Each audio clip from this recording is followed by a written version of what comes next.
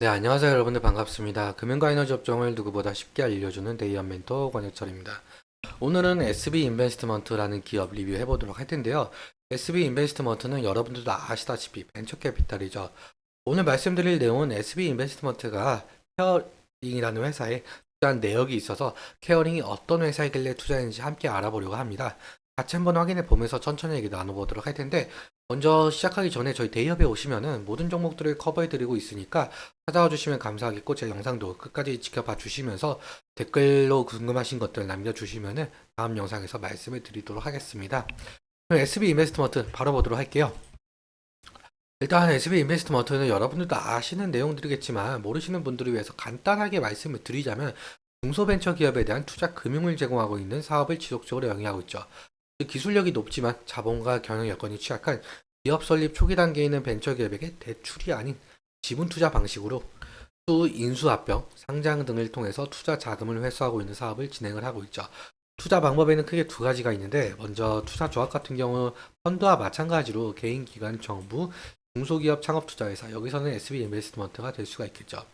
이 자금들을 모두 모아서 벤처기업에게 투자를 하는 것을 투자 조합이라고 말을 하고 있고, 직접 투자 같은 경우는 말 그대로 SB 인베스트먼트가 벤처기업에게 직접 투자를 하는 것이겠죠. 그리고 보통 투자 조합 같은 경우 어디에 투자하고 있는지 사업 보고서에서 어느 정도 유추가 가능하지만, 직접 투자 같은 경우 뉴스 기사로만 접할 수 있어서 찾기가 상당히 힘듭니다.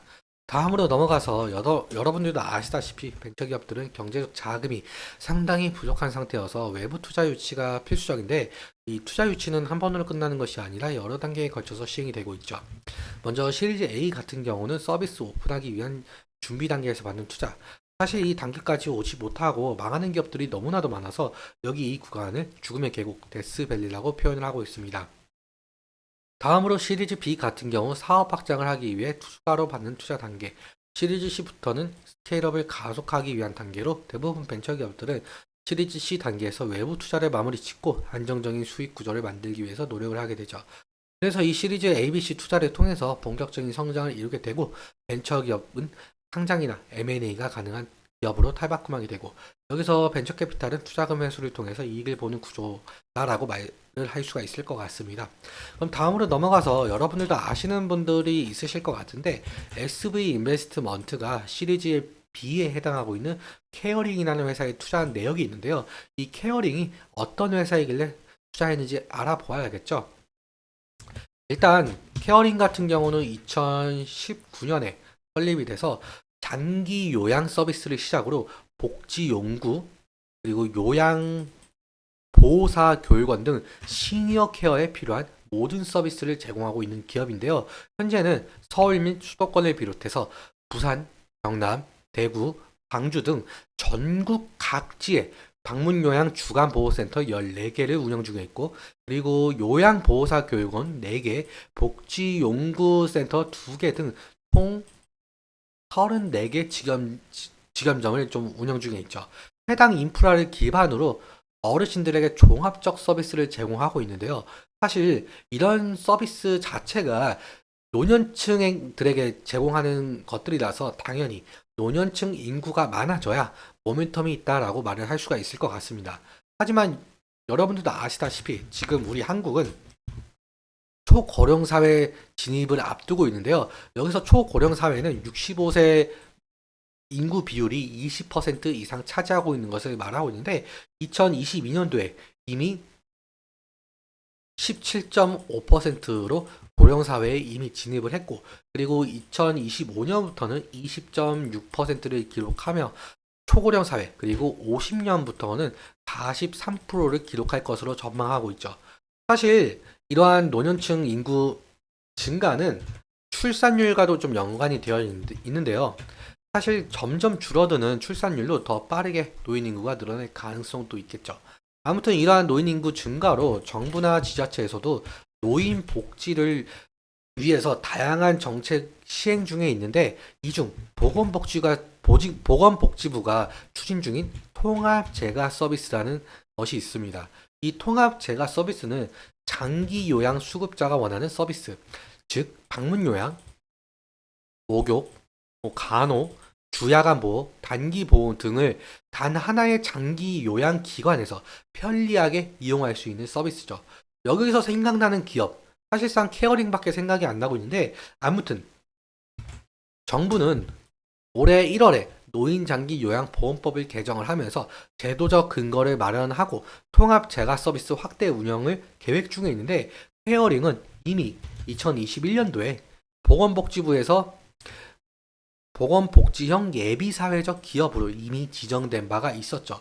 보건복지형 예비사회적 기업은 매년 지정한 것으로 질 높은 사회 서비스와 일자리를 제공, 그리고 사회적 가치를 창출하는 기업이 지정을 받게 되죠.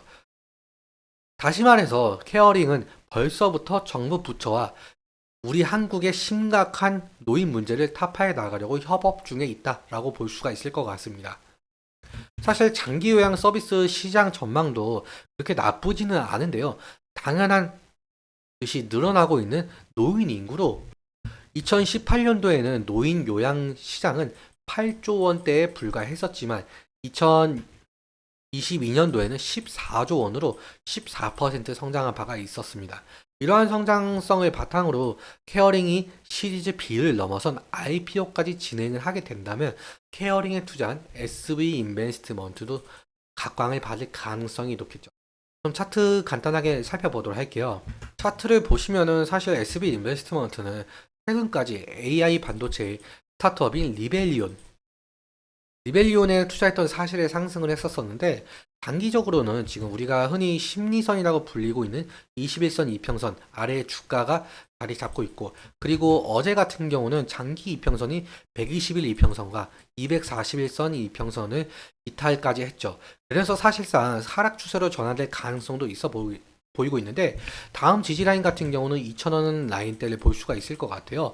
과거 지지를 해줬던 라인이기도 하고, 그리고 저항대였었지만 현재 주가는 그보다 위에 있으니까 이제는 지지가 되어야 하겠죠. 사실 그리고 2022년도부터는 2,000원에서 2,500원 사이 박스권 형성으로 주가가 이 부근에서 지속적으로 횡보를 진행을 했었는데, 박스권 상단 부근을 강한 거래량을 동반하면서 돌파해 주는지도 지켜봐야 되는 문제인 것 같습니다. 오늘은 여기까지 말씀을 드리고, 오늘 내용 도움되셨다면 구독과 좋아요 눌러주시면 정말 감사할 것 같습니다. 그리고 오늘 말씀드린 내용과 차트적인 설명은 제 개인적인 견해가 있을 수밖에 없기 때문에 여러분들의 주관적인 견해와 함께 투자를 하여 현명한 선택하셨으면 좋겠습니다. 오늘도 시청해주셔서 너무 감사하고, 지금까지 멘토 권혁철이었습니다. 감사합니다.